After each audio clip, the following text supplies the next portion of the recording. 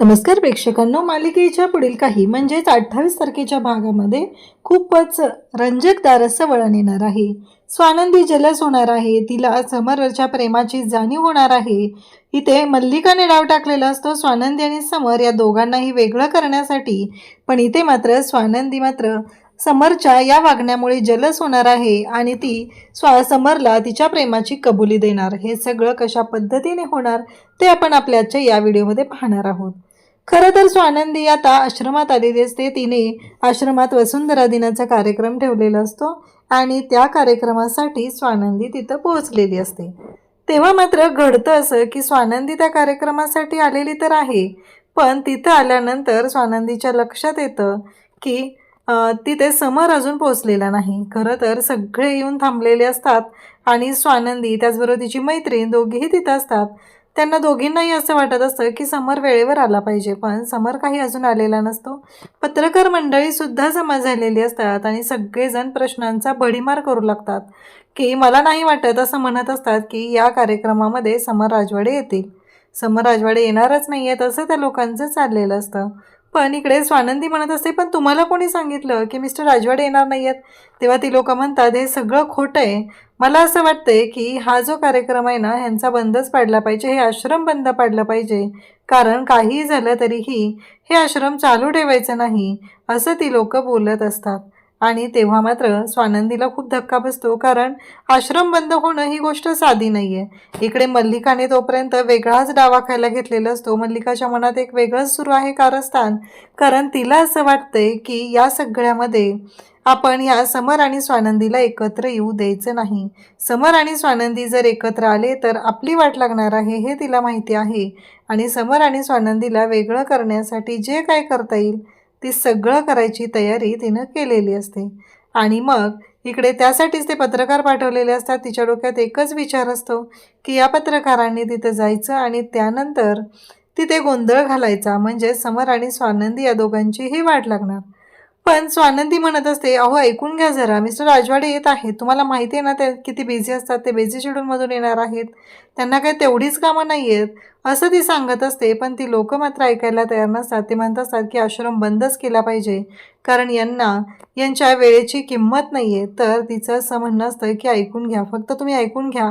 पण ती लोक ऐकायला तयार नाहीत. तेव्हा मात्र स्वानंदी म्हणते की बस झालं, आणि अचानक तिथं एंट्री होते, ती म्हणजे समरची. समर आता तिथं आलेला असतो. सगळेजण पाहतच असतात, कारण समरसुद्धा मराठमोळा लुक करून आलेला आहे. त्याने धोतर नेसले, कुर्ता घातलाय आणि त्याचबरोबर पांढऱ्या रंगाची गांधी टोपीसुद्धा त्याने घातलेली आहे आणि सगळेजण खुश झालेले असतात. स्वानंदीला सुद्धा खूप आनंद होतो, कारण स्वानंदीला खूप छान वाटत असतं, फायनली समर आलेला आहे. तिला असं वाटत होतं की राजवाडे जर नाही आले तर हे पत्रकार खूप गोंधळ घालत आहेत, या सगळ्यांना कसं शांत करायचं हा प्रश्न पडलेला होता. पण स्वानंदीने मात्र हुशारीने ही सगळी सिच्युएशन हँडल केलेली असते आणि अचानक समरने एंट्री घेत सरप्राईज दिलेलं असतं. त्यानंतर आता कार्यक्रम छान पद्धतीने पार पडतो. समर आणि स्वानंदी दोघंही खुश असतात.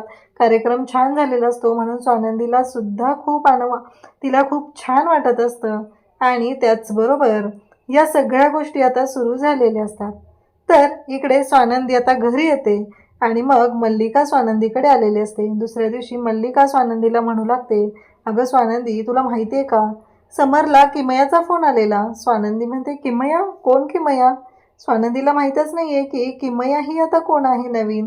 तेव्हा ती सांगू लागते, अगं तुला किमया माहीत नाही आहे? तुला काय सांगू, समरची खूप जवळची मैत्रीण आहे, त्याची बेस्ट फ्रेंड आहे. आणि तुला काय सांगू, तिचा फोन आला होता तर समर किती चेहरा खुललेला, खूप आनंदात होता तो, आणि किमया येते आता इकडे. हे ऐकल्यानंतर स्वानंदीला धक्काच बसतो. स्वानंदी म्हणते, काय बोलताय काकू? तेव्हा ती सांगते की हो, तसं किमयाने कळवलेलं आहे, ती लवकरच येणार आहे. स्वानंदीला धक्का बसतो. स्वानंदी म्हणते की मिस्टर राजवाडेंची बेस्ट फ्रेंड आहे, तीही आणखी एक. तेव्हा मात्र इकडे मल्लिकाला मात्र असं वाटत असतं की काही का असेना, आपण ज्या गोष्टी करतोय ना त्या सगळ्यामध्ये मज्जा करायची आहे आणि या स्वानंदीला मात्र आता सळो की पळो करून सोडायचं, कारण सगळे पर्याय वापरलेले असतात. पण स्वानंदी तिच्या आईला सुद्धा बदलेली नसते आईला सुद्धा तिनं बाहेर पाठवलेलं असतं, कारण तिच्या संसारामध्ये तिला हँडल कसं करायचं आहे हे सगळं चांगलंच माहिती आहे. पण आता मल्लिकाला असं वाटत असतं की या दोघांच्या मध्ये जर तिसरी व्यक्ती आणली तरच स्वानंदी आणि समर यांच्या नात्यामध्ये फूट पडू शकेल, असं तिला वाटत असतं. आणि म्हणूनच तिनं त्या पद्धतीने काम सुरू केलेलं असतं. आणि म्हणून तिनं स्वतःहून किमयाला फोन करून सांगितलेलं असतं की तू समरला फोन कर आणि समरला सांग मी घरी येते म्हणून. कारण किमया अशी व्यक्ती असते की किमयाला आधीपासून कॉलेजमध्ये असल्यापासून समर आवडत होता. आणि आत्ता समरने तिला नकार दिलेला असतो, म्हणजे समरवरती घराची जबाबदारी पडली या सगळ्या गोष्टी. पण किमयाने अजूनपर्यंत लग्नसुद्धा केलेलं नसतं. आता स्वानंदीला प्रश्न पडतात. स्वानंदी म्हणते की मला वाटते मी निकिताताईंशी बोललं पाहिजे. जर का मी निकिताताईंशी बोलले तर माझ्या मनातल्या शंका दूर होतील. म्हणून स्वानंदी आता निकिताला फोन करते आणि निकिताला म्हणते की निकिताताई मला तुमच्याशी बोलायचं आहे. निकिता म्हणते हां बोल ना गं स्वानंदी, काय झालं? तेव्हा स्वानंदी सांगू लागते की निकिताताई मला काही प्रश्न पडलेत, म्हणजे मला सांगा यांच्या मैत्रिणी होत्या का? तेव्हा निकिता सांगते की हो होत्या त्याच्या मैत्रिणी, पण अगं मैत्रीपुरत्याच मैत्रिणी होत्या. स्वानंदी म्हणते पण कोणी बेस्ट फ्रेंड वगैरे? तेव्हा मात्र निकिता सांगते की नाही कोणी बेस्ट फ्रेंड वगैरे नव्हती. स्वानंदीला धक्का बसतो. मग स्वानंदी म्हणते किमया कोण आहे? पण निकिताचा फोन तिने ठेवलेला असतो आणि विचार करत राहते. दुसऱ्या दिवशी सकाळी जेव्हा स्वानंदी खाली आलेली असते तेवढ्यात एक मुलगी येते आणि समर जिना उतरून खाली येत असतो. ती मुलगी खूप स्टायलिश असते, खूप फॅन्सी असे कपडे घातलेले असतात. म्हणजे काय फॅन्सी म्हणजे निम्म अंग दाखवलेलं असतं असं म्हणायला काही हरकत नाही. आणि मग किमया येऊन समरला डायरेक्ट मिठी मारते आणि त्याचबरोबर तिचा तोल जात असतो तेव्हा ती समरच्या मिठीत आलेली असते. स्वानंदी हे सगळं पाहते तेव्हा मात्र स्वानंदीला धक्का बसलेला असतो. समरसुद्धा म्हणत असतो अरे किमया खरंच मला खरंच सरप्राईज दिलंस तू, खूप छान वाटलं, आज जवळजवळ आपण 12 वर्षानंतर भेटतोय असं म्हणत आता समरसुद्धा किमयाचं कौतुक करू लागतो. दोघांनी एकमेकांना मिठ्या मारलेल्या असतात. पण स्वानंदीला खूप राग येत असतो, तिला ही गोष्ट पटतच नसते. आणि मल्लिका मात्र स्वानंदीच्या मनात असलेली घालमेल ओळखून असते. अशाच अपडेटसाठी चॅनलशी कनेक्ट राहा. थँक्यू.